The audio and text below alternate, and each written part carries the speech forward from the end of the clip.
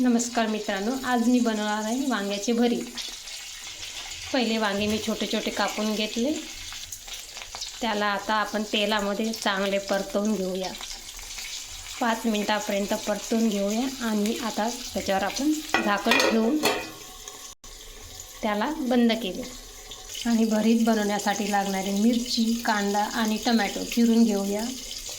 आणि मी आता सोबतच वरणाला फोडणी घालणार आहे। त्यामध्ये आपण टाकू जिरे, लसूण आणि मोहरी। त्याला चांगले हलवून घ्या। आणि जे मी कुकरमध्ये वरण लावले होते त्याला थोडंसं पाणी टाकून पातळ करून घ्या।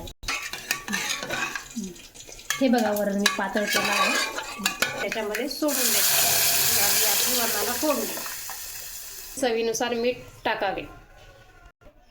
आपले वांगे परतून झालेले आहे। याला आता ठेसून घ्यावे।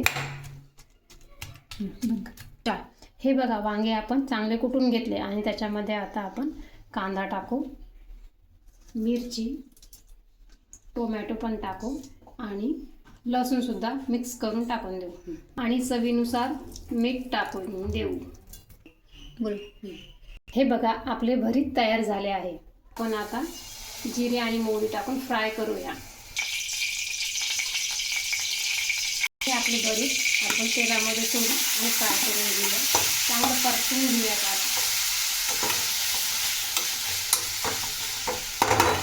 त्यानुसार मीठ घालूया।